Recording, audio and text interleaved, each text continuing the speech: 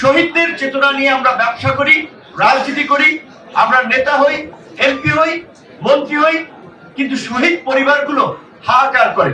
যেমনি ভাবে 90-এর গণ আন্দোলনে 10ই নভেম্বর নূর হোসেন দিবসকে সম্মান এবং শ্রদ্ধা জানিয়ে গুলিস্তানের ওই গোল চত্বরে গিয়ে সবাই ফুল দেয়। সব নেতারা জাতীয় টেলিভিশন পত্র পত্রিকায় বাণী দেয়, কিন্তু নূর হোসেনের পরিবারের খোঁজ খবর কিন্তু অনেকেই নেয় না।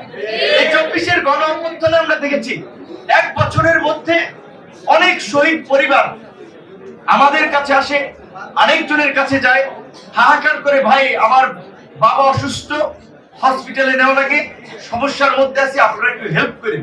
কিন্তু এই পরিবারগুলোর তো এই হাহাকার করার কথা ছিল।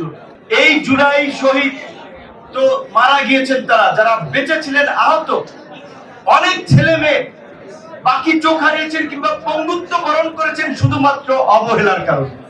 তাদেরকে বাইরে পাঠানো হয়েছে ঠিকই, কিন্তু 4 মাস 6 মাস পরে, 8 মাস পরে অনেককে বাইরে পাঠানো হয়েছে।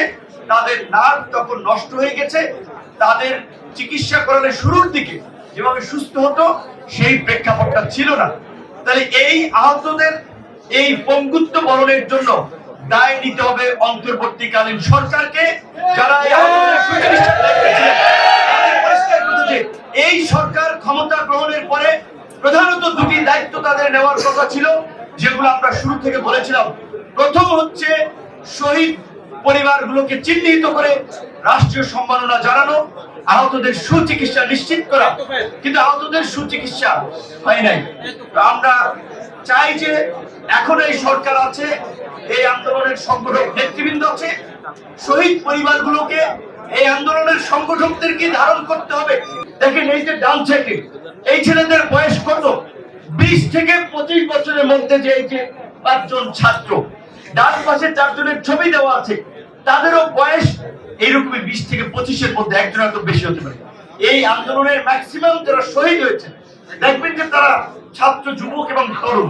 তো এই তরুণরা কেন জীবন দিয়েছিল, কেন রাজপথে বন্দুকের নলের মুখে দাঁড়িয়েছিল? কারণ তারা এই ফেসিবাদের নির্মম নিষ্ঠুরতা তারা চোখে দেখেছিল। আপনাদের নিশ্চয়ই মনে আছে 2018 সালের কোটা সংস্কার আন্দোলনে যখন আমাদের উপরে হামলা হয়, একই বছর রমিজউদ্দিন ক্যান্টনমেন্ট কলেজের শিক্ষার্থী দিয়া এবং রাজীবের মৃত্যুকে কেন্দ্র করে নিরাপদ সড়ক আন্দোলন গড়ে ওঠে। সেই আন্দোলনের থেকেই প্রকৃত অর্থে প্রথম প্ল্যাকার্ড শিক্ষার্থীরা তোলে রাষ্ট্র সংস্কার প্রয়োজন।